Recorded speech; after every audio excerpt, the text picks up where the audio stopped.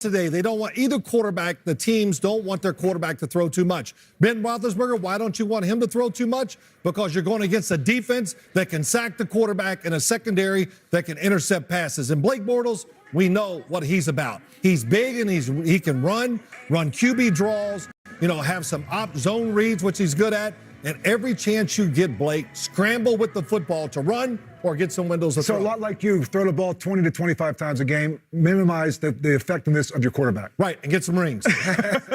You know what? We've got an impressive quarterback to go to. I want to find out if he thinks like you guys. And for more on this matchup, we welcome in the Hall of Famer. That will be Dan Fouts, who is in Pittsburgh to call the game. Hey, Dan, you already know it. The Steelers, AB, Antonio Brown, back from a leg injury. Will he be ready to go today?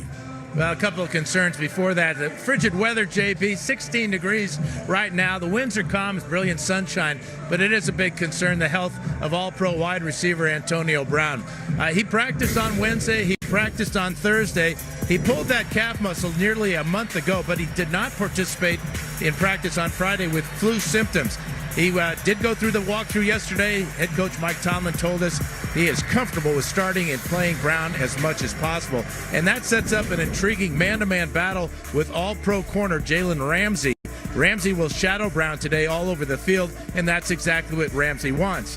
And when you combine Ramsey with the other corner, A.J. Boye, another Pro Bowler, you can see just how effective they were against Brown in Game 5 earlier this season.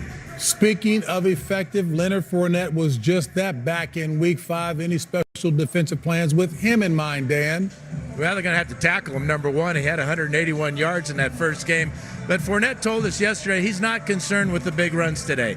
It's important for the Jags to get those 2 and 3 yards on first and second down so they avoid the third and long obvious passing situations for Blake Bortles. Remember, Pittsburgh, number 1 in sacking the quarterback, most of them from linebackers from that Blitzburg defense. 56 on the year, that led the league. Hey, Dan, real quickly, any suggestions about dealing with these two quarterbacks here in the studio?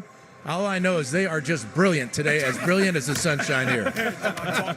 Hey, Dan, thank you so much. We'll check back a little later in the show. All right, folks, a look at the AFC playoff bracket shows the Patriots.